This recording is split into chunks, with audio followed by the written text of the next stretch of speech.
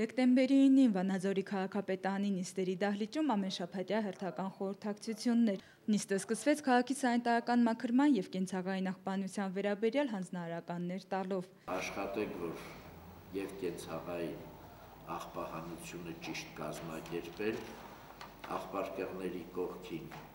աղբ չթողնել, որը կսառչի, կկրտնի գետնից ու դրա հետագայում հանել տանելը բավականին լուրջ և դժվար աշխատանքներ կպատասխանի։ Աշխատում եք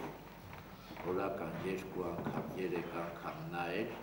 թույլ չտալ, որ նմանատիպ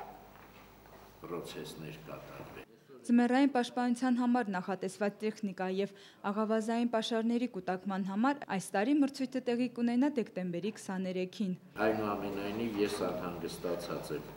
Ես երբ որ նայում եմ այսօր մեր տարածաշրջանում ձմեռային պաշտպանությունը կատարող տեխնիկային, տեսնում եմ, որ լուրջ պրոբլեմներ կարող առաջանա։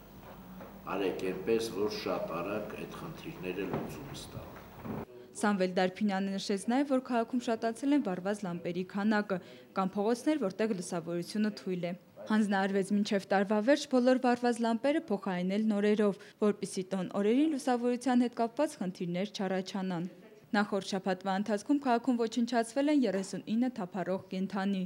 Եղանակային պայմաններից ելնելով հանձնարարվեց նաև դադարեցնել փոսային նորոգման և ծառերի էտման աշխատանքները։ Լոռի ջրմուղ-կոյուղի Փակ բաժնետիրական ընկերության տեխնիկական գծով տնօրեն Կարեն Անտոնյանը նշեց, որ շաբաթվա ընթացքում քաղաքում տեղի են ունեցել 31 ջրագծի վթար, որոնք արդեն վերացվել են։ Վանաձորի քաղաքապետարանի կրթության ու մշակույթի բաժնի պետ Գագիկ Աղաբաբյանը զեկուցեց, որ մոտ օրերին կսկսվեն Հայքի հրապարակի տոնական եղևնու զարդարման աշխատանքները։ Նախորդ շաբաթվա ընթացքում Վանաձոր քաղաքում գրանցվել են 64 ծնունդ, 56 մահ, 31 ամուսնություն և 8 ամուսնալուծություն։ Միք հեռուստաընկերություն, լուրեր։